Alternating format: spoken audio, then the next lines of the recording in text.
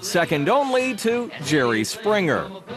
The series starred Jerry Van Dyke as a hapless father who buys a car that's possessed by his dead mother. Mom, you look just beautiful.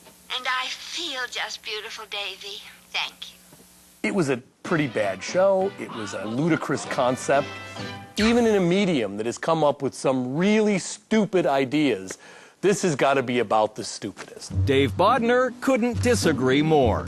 He's the world's biggest and perhaps only fan of My Mother the Car. Dave is single and lives alone in the home he grew up in. He spent the past 23 years devoted to restoring Mother. It was my total focus. Some people would say I was obsessed with this project, and I suppose I shouldn't argue. Well, if any car should have its own life and mind of its own, then this should be it. It would be nice to think that the car has some relationship with its owner and its driver, so maybe she's a little bit resentful. I don't know, but I've certainly been in every corner of this car poking my fingers and tools, and I don't know if a car enjoys that sort of thing. Dave's intimate relationship with Mother began in 1965, the year the series premiered. Dave was just 8 years old. I could always count on it as a show that could make me laugh. I wanted to be in a family like that. TV families always seem to have more fun than real families. In 1984, he discovered Mother alive and well and living in California. So he headed south and purchased her for $12,000. It was just an amazing sight. TV was all about, to me, adventure and exploration, but it was never part of my real life. And this was the first instance where I was actually encountering a piece of one of those TV adventures. As an only child, Mother came to represent more than just a car. I always kind of wanted to have brothers and sisters. I liked watching the families on TV. Well, it made me realize that my family was not like the TV families. Like Dave, Travis's car has come to represent a fantasy that has nothing to do with cars. Roscoe's dog's name is? Flash. And that dog's real name is? Sally. Or Sandy. Yeah. Why? They got it from the pound, and you even know that. Travis is a divorced father of a 12-year-old daughter and a 2-year-old son. His car has become a potent reminder of another time. How's Daddy's car go? Yeehaw. Yeehaw. If you're a child that grew up like I did in the 80s, the Dukes always sat down and ate dinner together, which is something that doesn't happen in this day and age. Between myself and my children, I cannot probably tell you the last time that we all sat at a kitchen table and ate together. The secret to the car's power to evoke the past lies in the fact that both vehicles haven't aged since Travis and Dave first laid eyes on them. The thing about a car on television is that you can recreate it exactly as it was, which you can't do with the actors. I mean, if you remember an old TV show, the actors who were in it now look disturbingly old or may even be dead. With a car, the fact that they're inanimate makes them really tempting subjects of nostalgia. But have Dave and Travis paid a price for living their childhood fantasies? Have their cars consumed more than just time, money, and gasoline? Saturday morning in Indianapolis, Indiana. TV has made 34-year-old Travis Bell devote thousands of dollars and untold hours to his car, the General Lee. It's the same story in Edmonton, Alberta, where Dave Bodner has devoted much of his life to his favorite TV star car, Mother. Driving either one of these cars isn't like driving your average sedan, and the experience has had a profound, albeit different effect on both Dave and Travis. So driving the General Lee, you have to learn to be extremely patient. You have to learn that every stoplight's a chore, every gas station's a chore, and you have to have the best attitude in the world, or you'll drive the General Lee for about 2 months and hate the damn thing and want to sell it. You ready? Yep. Because it gets a lot of frickin' attention.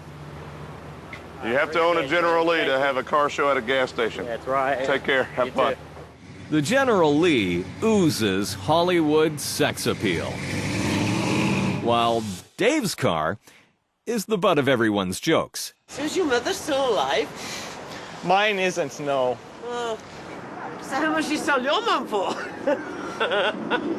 No, it's very nice. My friends at work said, "Oh, Dave, chick magnet." While Dave has endured ridicule, Travis Bell has paid a different price for his relationship with the General Lee. Do I enjoy the attention? Do I enjoy having the most highly recognized television car in the world? And I'm a disc jockey here in Indianapolis. Great. A lot of people know me, but I'm also known as the guy that owns a car from the Dukes of Hazzard. I'm not known as Travis Bell, father of two. So the other side of the coin, the other edge of the sword, at what time and at what day does it all get old? That's a question Dave Bodner also asks himself. What has spending all this time and money on Mother really cost him? Was it worth it? I don't know. It was a big investment. I don't know what I would have to show for all of those years if I didn't have this car. Would Dave ever consider giving up Mother? And is Travis finally tired of living vicariously through the General Lee?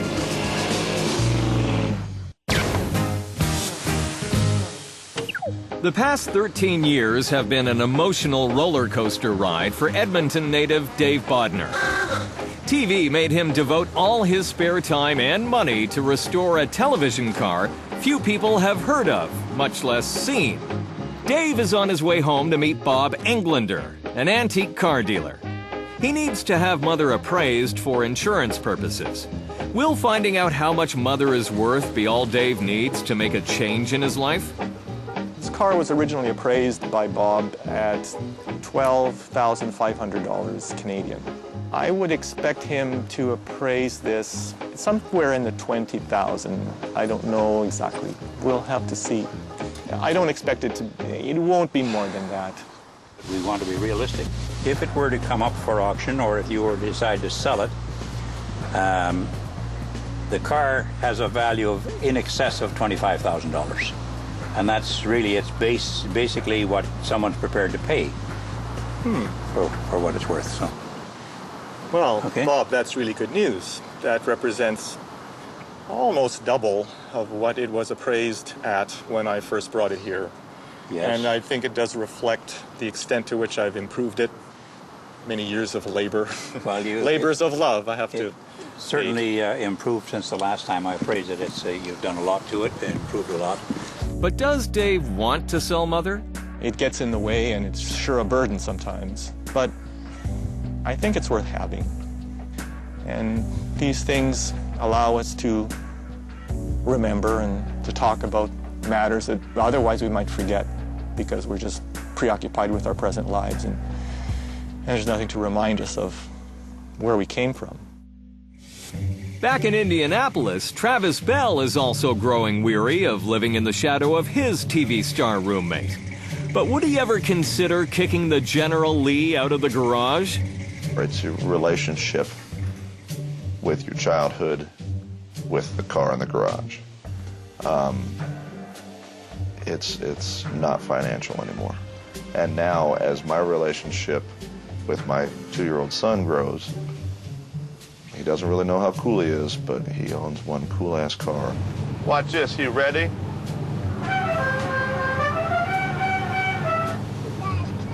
That's silly. Oh my God.